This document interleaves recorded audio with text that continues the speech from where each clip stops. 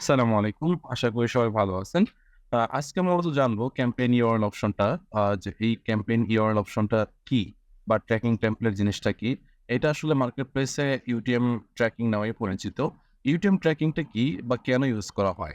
এই জিনিসটা আমাদের জানা একটু প্রয়োজন।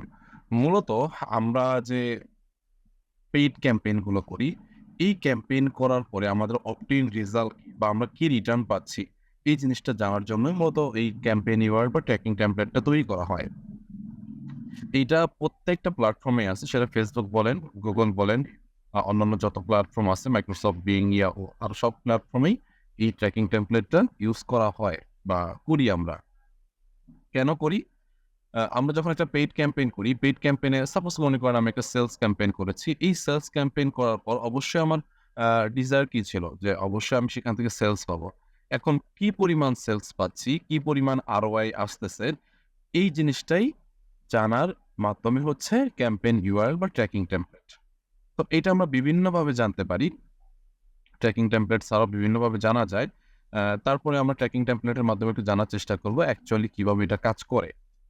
এখন আমি যদি বলি যে Google Ads এর ক্ষেত্রে এটা কিভাবে কাজ করবে? ওই একই বিষয়। যে আপনি একটা পেইড ক্যাম্পেইন করতেছেন, Google এ সেলস ক্যাম্পেইন করতেছেন।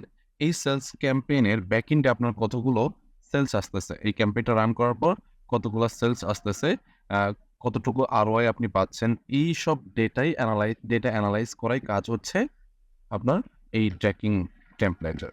তো এটা যেহেতু UTM ট্র্যাকিং নামে পরিচিত মার্কেটে, এটার কাজ সম্পর্কে আমরা আজকে জানবো যে এটা কিভাবে তৈরি করতে হয়, কিভাবে করলে আমরা বেটার আউটপুট পাবো। এই জিনিসটা ইনশাআল্লাহ দেখবো আজকে। তো চলেন আমরা আগে কিভাবে এই ইউআরএলটা তৈরি করতে হবে সেটা আগে দেখি। এরপরে আমরা বাদবাকি বিষয়গুলো দেখছি। তো এইটা অনেকভাবে তৈরি করা যায়। আমার কাছে যেটা মনে হয় যে GADF-টা বেশি বেটার। তো আমি যদি এখানে UTM বিল্ডার বা UTM ট্র্যাকিং দিয়ে সার্চ করি, এখানে অনেক রেজাল্ট চলে আসবে। তো এখানে যেটা আপনার ভালো লাগে সেটা দিয়ে করতে পারেন। তবে আমি GADF টুলস এটা রিকমেন্ড করতে পারি। এটা বেশ ভালো লাগে আমার কাছে। তো এটা মোস্ট মার্কেটাররা ইউজ করে আরকি। তো এইখানে দেখেন মূলত ওই ইউআরএলটা দিতে হবে যে ইউআরএলটা দিয়ে আপনি ক্যাম্পেইন চালাতে চান। মানে ওই ল্যান্ডিং পেজটা দিতে হবে যে ল্যান্ডিং পেজটা দিয়ে আপনি ক্যাম্পেইন চালাবেন। যেখানকার আউটপুটটা আপনি পেতে চাচ্ছেন, যে রেজাল্টটা পেতে চাচ্ছেন, এখান থেকে কত পার্সেন্ট ROI আসতেছে, কতগুলো সেলস আপনি পাচ্ছেন, এই জিনিসটা জানতে চান। ওই জায়গাটার মূলত এখানে ইউআরএল দেবেন। তাহলে চলেন, আমি তো বললাম একটু আগে যে আমি এই জায়গাটার কি চাই? এই ল্যান্ডিং পেজটার একটা রেজাল্ট চাই, ROI চাই। তাহলে আমি এটা কপি করব। কপি করে এখানে জাস্ট পেস্ট করে দিব। ওকে। এইখানে দেখেন অনেকগুলা জিনিস আছে। Campaign ID, campaign source, campaign medium, campaign name, campaign term আরো ইত্যাদি অনেক কিছু আছে। এই জিনিসগুলা মূলত কি? তো আমি ক্যাম্পেইন আইডি দিচ্ছি না। এটা আপাতত লাগবে না। এই ক্যাম্পেইন আইডি গুলাকে ট্র্যাক করে। তো ক্যাম্পেইন আইডি আমি দিচ্ছি না এখন। এখানে দেখেন ক্যাম্পেইন সোর্স। সোর্স বলতে মনে করেন কোন প্ল্যাটফর্ম থেকে আপনি ক্যাম্পেইন গুলা করছেন। তো আমি কোন প্ল্যাটফর্ম থেকে করছি? আমি Google এর জন্য করছি। আপনি যদি Facebook এর জন্য করেন, সেম সবকিছু সেম, জাস্ট এই নামগুলা ভিন্ন হয়। তো আমি বললাম এটা Google। ওকে, Google বা Google Ads লিখেও দিতে পারেন। এখন ক্যাম্পেইন মিডিয়ামে অনেকেই ভুল করেন। ক্যাম্পেইন মিডিয়ামের মধ্যেও আপনারা Google দিয়ে দেন।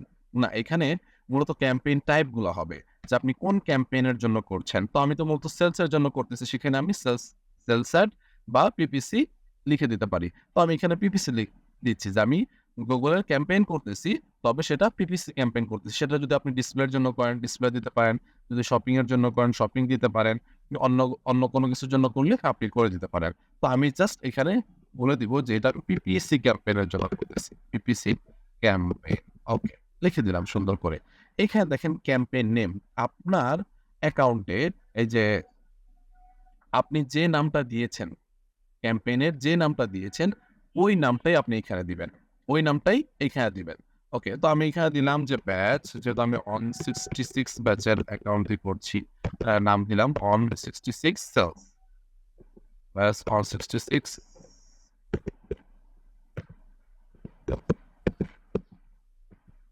সেলস। ওকে।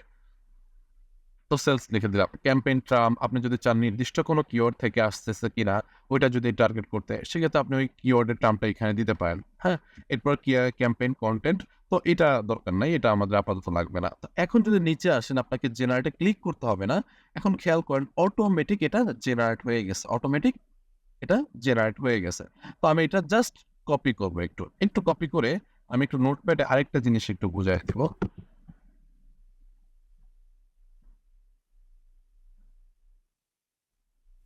ওকে, আমি যদি এখানে একটু পেস্ট করি, একটা জিনিস খেয়াল করেন, আমি কি নিলাম? জাস্ট এইটুকু নিলাম, তাই না? এইটুকু নিলাম, নেওয়ার পর এটা আমি জেনারেট করে ফেলছি। আচ্ছা, এখানে একটু খেয়াল করেন, দেখেন আমার কিন্তু ঠিক ওইটুকুই আছে এখানে সব।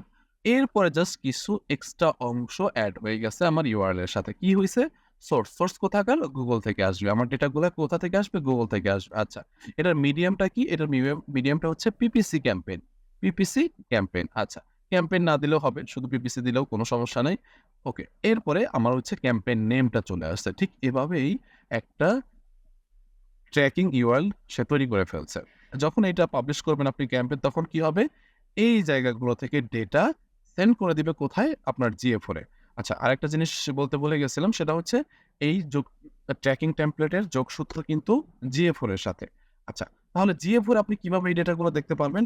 এইটা কপি করে, আপনার তো এটা হয়ে গেছে, তৈরি করা হয়ে গেছে। জাস্ট আপনি এটা কপি করে আপনার এই ট্র্যাকিং টেমপ্লেটের মধ্যে বসায় দেবেন। শেষ, আর কোনো কিছু করতে হবে না। এখন আপনি যদি কাস্টম প্যারামিটার করতে চান, কাস্টম প্যারামিটার জিনিসটা কি? আপনি এই যে গুগলের ডকুমেন্টারিতে আসলে এখানে দেখতে পারবেন যে এখানে অনেক ধরনের প্যারামিটার আছে। তো এইখানে কাস্টম কিছু প্যারামিটার আছে। তো আপনি চাচ্ছেন যে ক্যাম্পেইন থেকে আপনি ক্যাম্পেইন আইডি গুলো আনতে, ক্যাম্পেইন নেম গুলো আনতে, তখন আপনি কি করবেন? জাস্ট এখানে দেখেন বেশ কিছু আইডিয়া দিয়ে দেওয়া হইছে। তো এগুলা জাস্ট কপি করে আপনি বসায় দিবেন। নিজের মতো করে বসায় আপনি কপি করে দিবেন। এখানে দেখেন আমি একটা একটু বসায় দেই। মনে করেন আমি এটা বসায় দিই একটু। ওকে। তো ক্যাম্পেইন সোর্স। ওকে, ক্যাম্পেইন সোর্স। তো আপনি চাচ্ছেন যে এইখান থেকে ক্যাম্পেইন কোন সোর্স থেকে আসতেছে এটা জানায় দিতে। এইখানে আপনি জাস্ট ভ্যালুটা এখানে বসায় দিবেন আর এখানে লিখে দিবেন ক্যাম্পেইন। এইটুকুই, আর কিচ্ছু করতে হবে না। আর কিচ্ছু করতে হবে না। ঠিক এভাবে যদি আপনি চান যে আইডির জন্য, জাস্ট এখানে ক্যাম্পেইনের জায়গায় আইডিটা বসে যাবে। এখানে জাস্ট ক্যাম্পেইন চেঞ্জ হলে আইডিটা বসবে। যদি করেন প্যারামিটার যদি আপনি করতে চান, প্যারামিটার এখান থেকে করতে পারেন। ওকে, তাহলে প্যারামিটার গেল। এখন আমরা একটু আসি যে এই ডেটাগুলো জিএ4 কিভাবে পাবে? আচ্ছা, জিএ4 পাইতে হলে অবশ্যই জিএ4 এর সাথে আপনার এই গুগল অ্যাডস অ্যাকাউন্টের একটা লিঙ্ক থাকতে হবে। লিঙ্ক থাকতে হবে। জিএফ4 এ গেলে আরেকটু ভালোভাবে বুঝতে পারবো আসলে সোর্স কেন দিলাম, মিডিয়াম কেন দিলাম, এগুলা আরো একটু ভালো করে বুঝতে পারবো। তার আগে আমাদের যে কাজটা করা দরকার, এই গুগল অ্যাডস অ্যাকাউন্টের সাথে আমাদের জিএফ4 এর লিঙ্ক আছে কিনা এটা খুব ভালো করে জানতে হবে। যদি লিঙ্ক না থাকে আমি কিন্তু ডেটা আমার জিএফ4 এ পাবো না। ওকে, এটা কিভাবে করব? জাস্ট আমি একটু ব্যাকে যাই।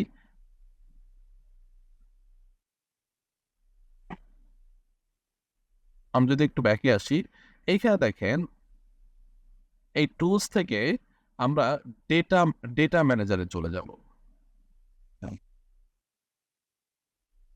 এখানে দেখেন কানেক্টেড প্রোডাক্ট, গুগলের অনেক প্রোডাক্ট আছে, আপনারা তো জানেন। দেখেন বিজনেস ম্যানেজারের সাথে আমার লিঙ্ক আছে, গুগল মার্চেন্ট সেন্টারের সাথে আমার এই অ্যাকাউন্টের লিঙ্ক আছে, কিন্তু জিএফওর এর সাথে কিন্তু লিঙ্ক নাই। এটা খেয়াল রাখতে হবে যে লিঙ্ক আছে কিনা। লিঙ্ক না থাকলে কখনোই কিন্তু পসিবল না ডেটা যাওয়া।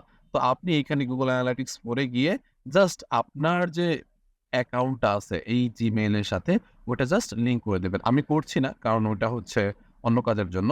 তো লিঙ্ক করার পর এখানে দেখবেন যে আপনার জিএফওর লিঙ্ক লেখা আছে। তো এরপরে আপনি যাবেন analytics.google.com এ।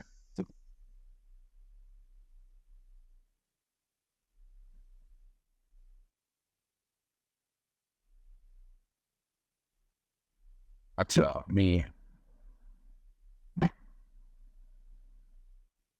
ওকে।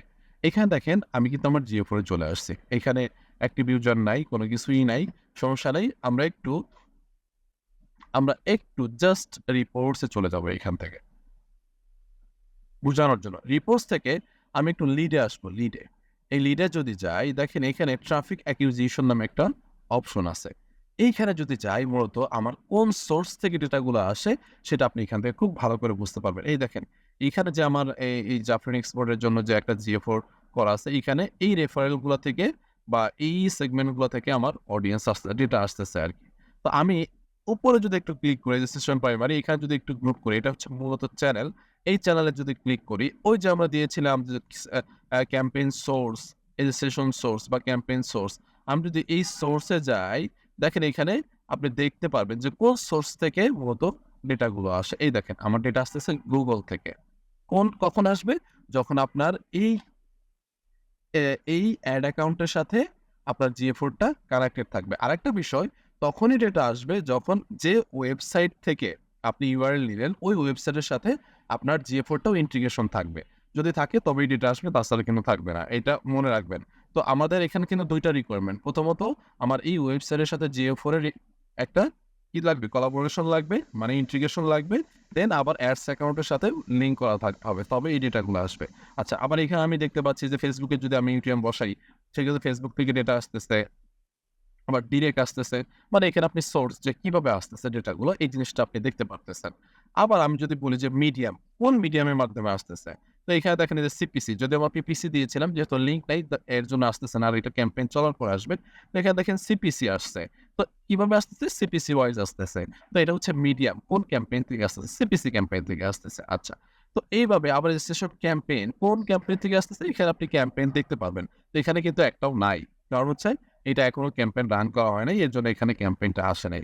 তো GA4 এর সাথে UTM বা ট্র্যাকিং টেমপ্লেট একটা যোগসূত্র আছে, যেটার মাধ্যমে আপনি GA4 এর ডেটাগুলা দেখতে পারবেন। তো এটাই মূলত ট্র্যাকিং টেমপ্লেটের কাজ। এখানে আপনি সব ধরনের এখানে আরেকটা কিন্তু ক্যাম্পেইন আইডি দেখতে পারতেন যদি আমরা ক্যাম্পেইন আইডি দিতাম। যদিও এটা প্রিভিয়াস কোনো সোর্সে ইউজ করা হয়নি। দ্যাটস ওয়াই আমরা এখানে দেখতে পারছি না। যদি ইউজ করা থাকতো তাহলে অবশ্যই আমি এখানে ডেটাগুলা দেখতে পারতাম।